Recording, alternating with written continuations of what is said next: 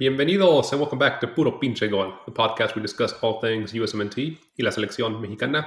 My name is Adrian. Joining me once again, my co-host Tocayo, Adrian. Adrian, what's good, man? Hey, how's it going, dude? Over here, super sore, and just finishing up the match between Monterrey and Leon. Pretty good match.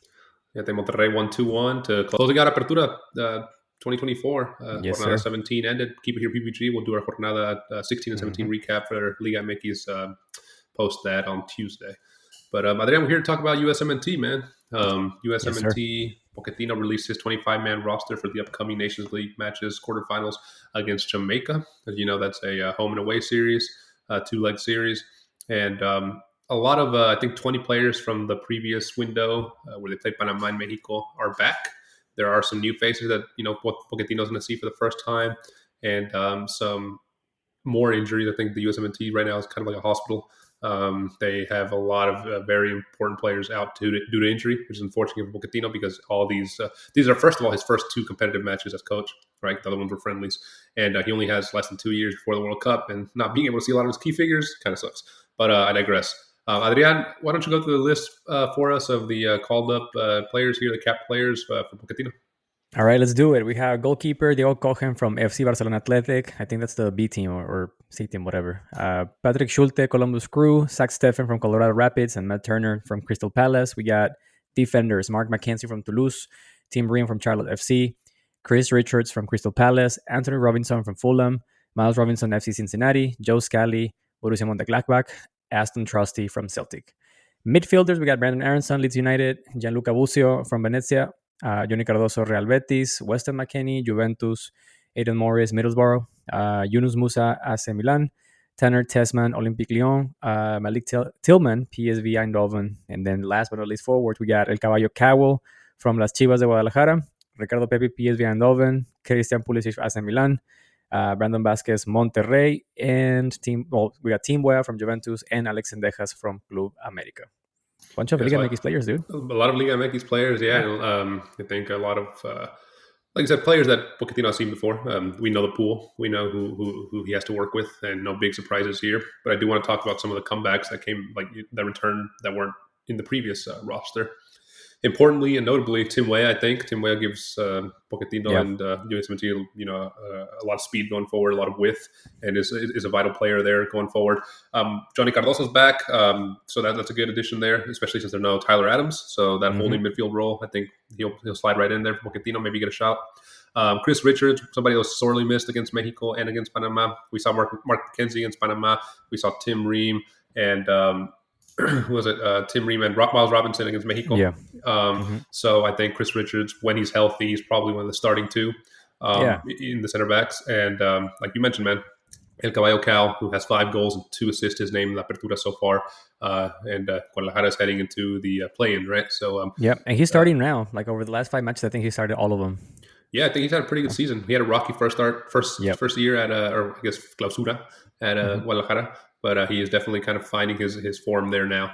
And I mean, what can we say about the Cohen, the youngster from Barcelona Athletic, who I think we talked about this during Pochettino's first roster. Yeah. That the biggest question mark for him is the goalkeeper.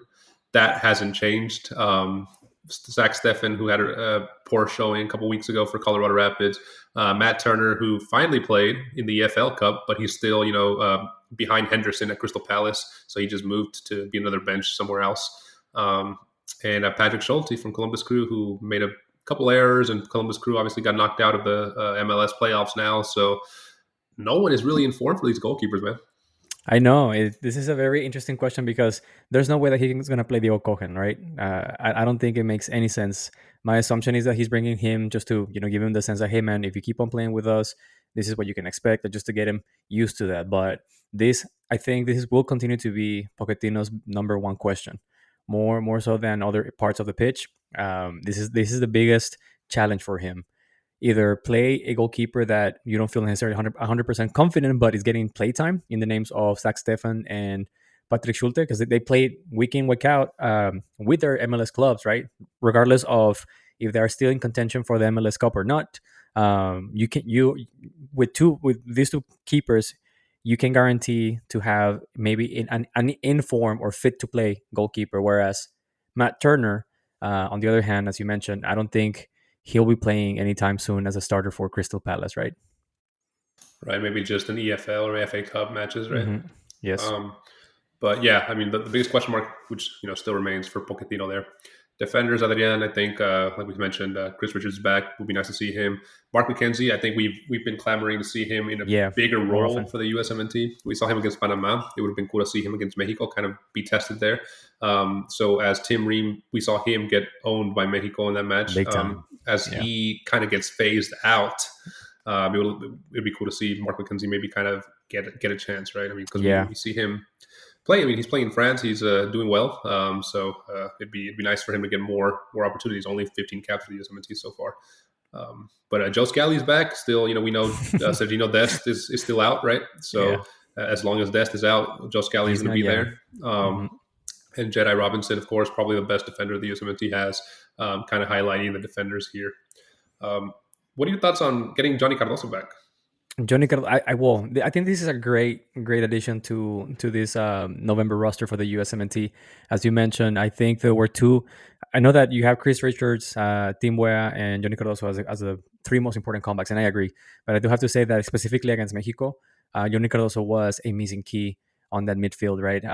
The fact that he wasn't there to be that support, to play to be that link between the defensive drive to defensive, play a huge pivotal situation for the USMNT on that match. And so having him back, I think, will provide way more coverage for that midfield. I think it's one of those missing links or missing pieces that Pochettino can definitely should definitely focus on building from, whether if it's him or Ty Adams. But I think that's one specific role that the USMNT needs.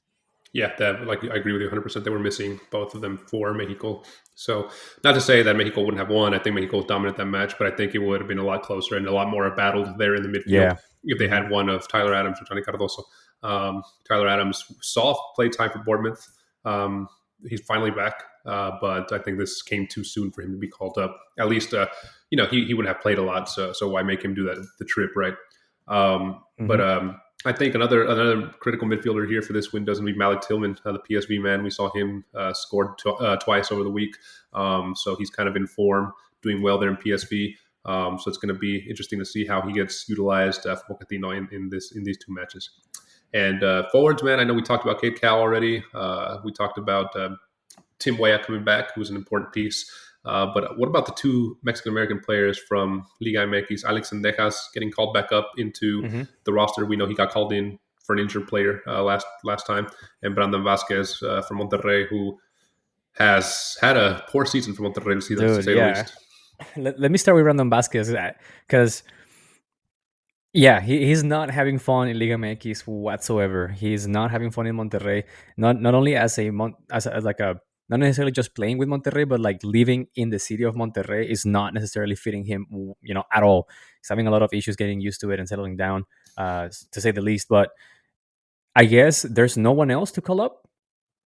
I know that you said that we have the USMNT right now is essentially a hospital, but is there really there's no other option besides him? I mean, Sargent, as we know, he had that groin surgery that's going to take him Yeah, out for 8 months, or 8 months, sorry, 8 weeks, 8 weeks. 8 weeks. But he always seems to get injured right in critical times. I know, Finally, man. two matches that are important Nations League matches, and we can't see him.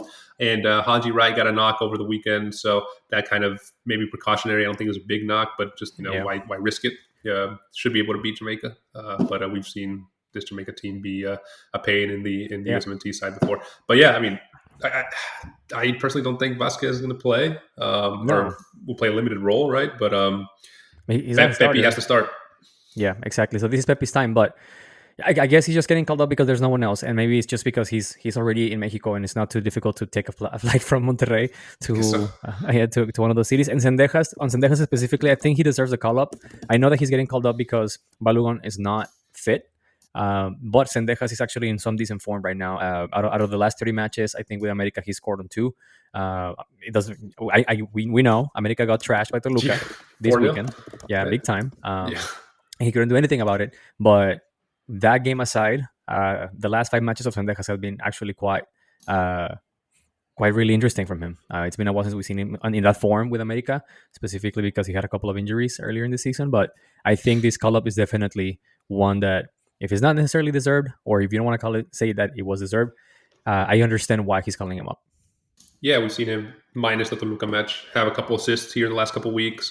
Play well, being an integral part of that Bicampeón America squad, right? Yeah. So not everybody fits into that America squad. I mean, America is the biggest team in Mexico, and Mhm. he's playing well. So Exactly. deserved for the situation for USMNT right now. If Yes. it was a healthy USMNT, I can see why he wouldn't be called up, even if he was in form. But just due to the lack of players right now, I Yeah. think it's a deserved call And up. he must know, dude. Like him and Brandon Vasquez must know that hey, they're gonna take all the chances they can.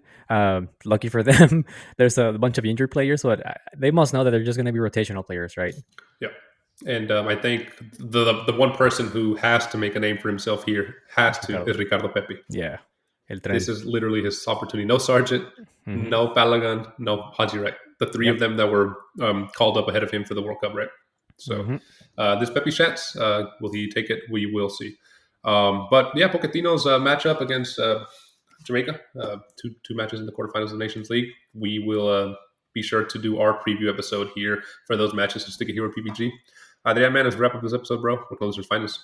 They can always find us on YouTube. Don't forget to subscribe, hit the like button, and turn on the notifications. You can also find us on Apple Podcasts, Spotify, or wherever you get your podcast on. Last but not least, you can also find us on Instagram, TikTok. We post memes, latest news, and shorts of our episodes. Yes, be sure to follow us on your preferred social media platform of choice, and let us know in the comments below.